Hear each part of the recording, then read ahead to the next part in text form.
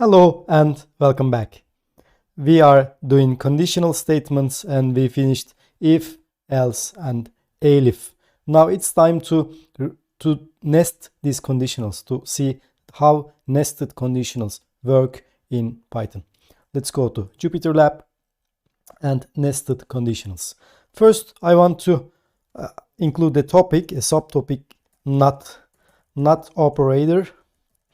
What is not operator?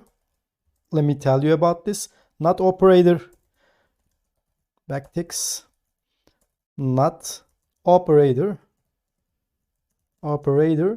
turns a boolean, which what does boolean is?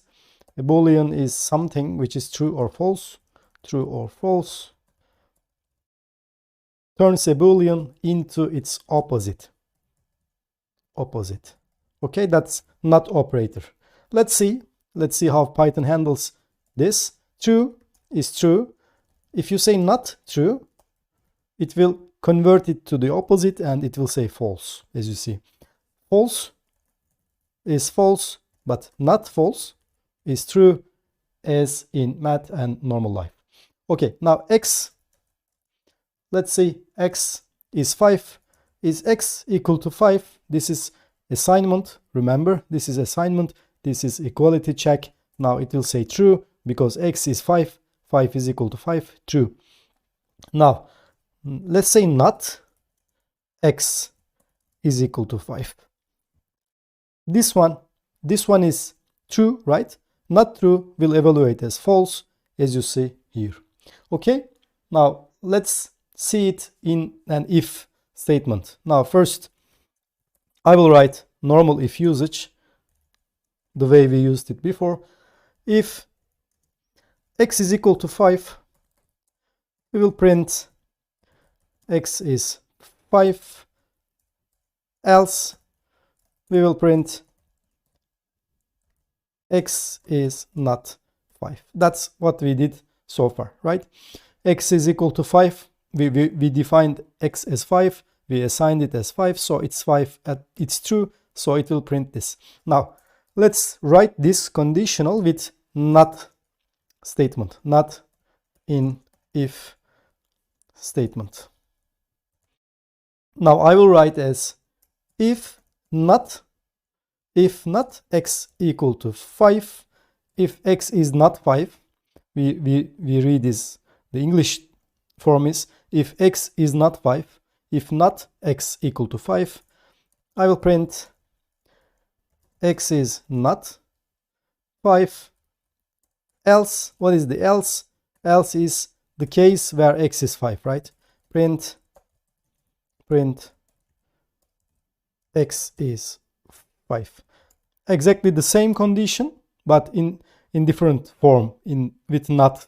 I built it with not, okay? Keep in mind this not, if not usage, we will use it a lot in our programs. So, another important point, let me mark this here. Important, which is if needs true to evaluate its scope. We saw it a lot, but I want to now write it officially, not for you to not to forget. I will write inside the pre-tag that if true only you can evaluate inside if, okay? If block works, if only it's true. That's something that you should never forget, okay? If true, then you are in. So you need, as if statement, you need true to evaluate your scope. Here needs to be true. This condition needs to be true to evaluate this part, okay? So now let's see nested conditionals. Now let's turn to nested conditionals, okay? And we will do it with an example. Example, x is equal to 300, let's say. Y is equal to 40, let's say. Now, if x equals y, we will print x is equal to y. Okay, this is what we have done so far.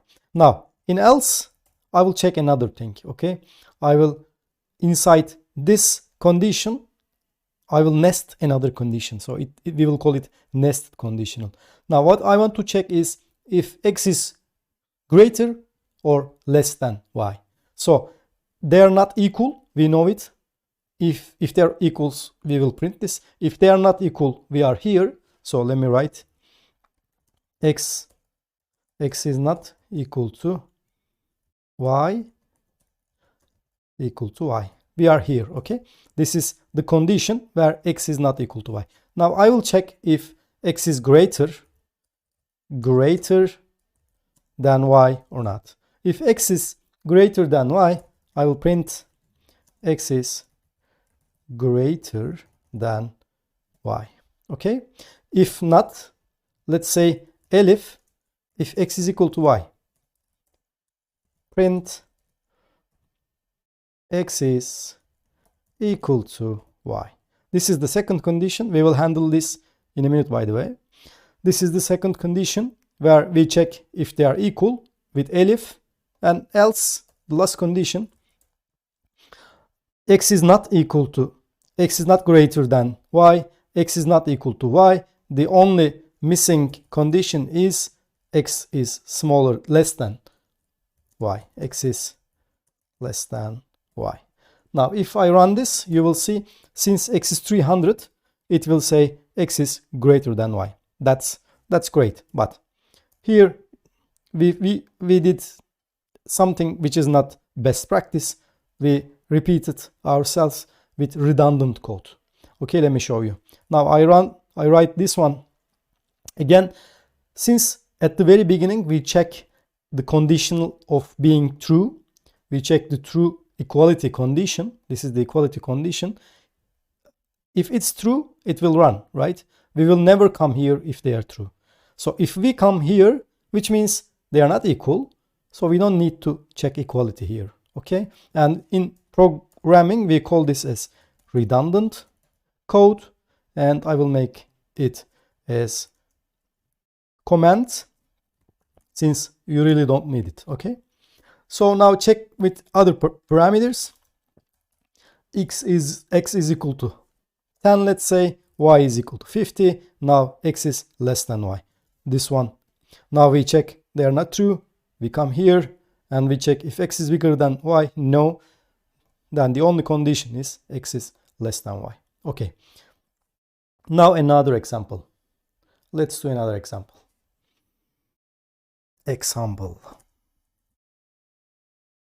This time we will ask a number from user. Ask a number from user. Okay.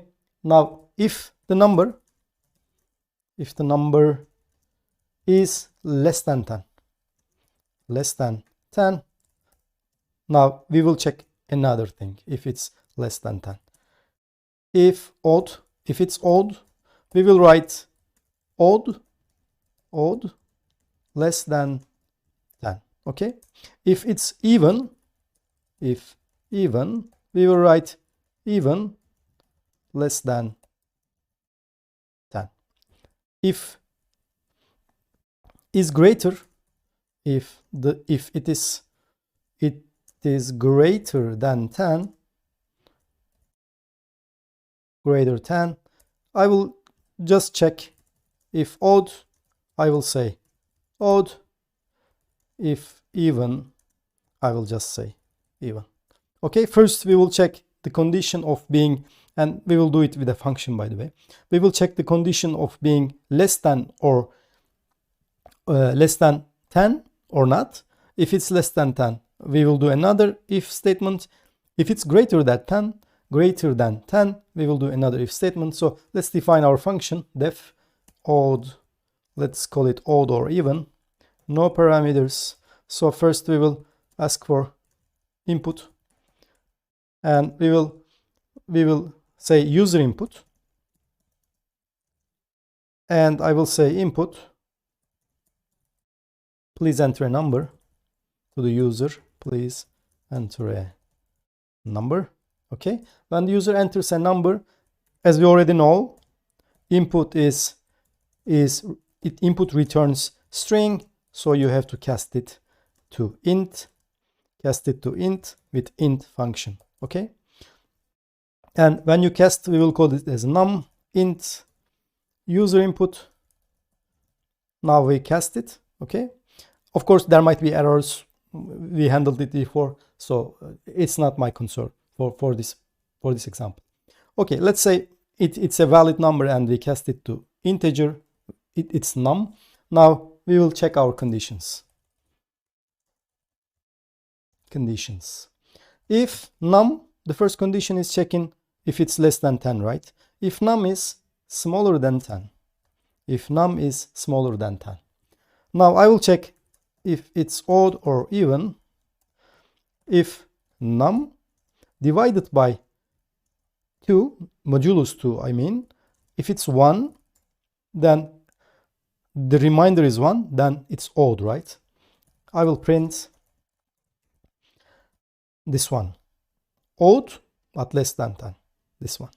Since we are inside this block, it's already less than 10, we know this. Okay, now we check if being odd or even.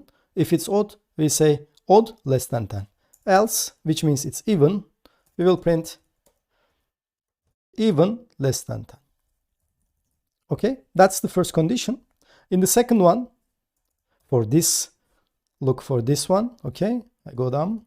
For this one is else, which means it's now greater than or equal to 10. So I'm here in this condition. Again, the same.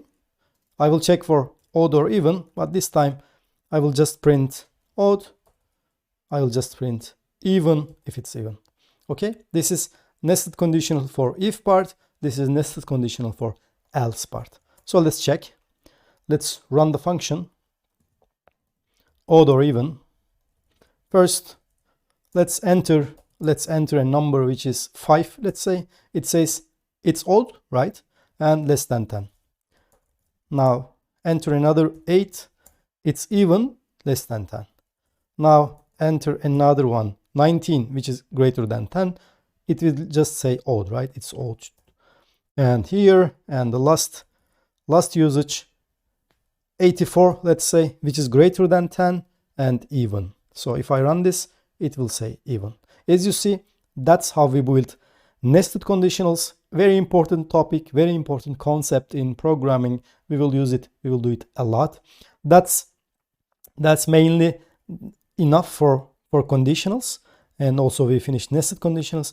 Now we will, before closing this conditionals topic section, we will see recursion, which is also an important topic.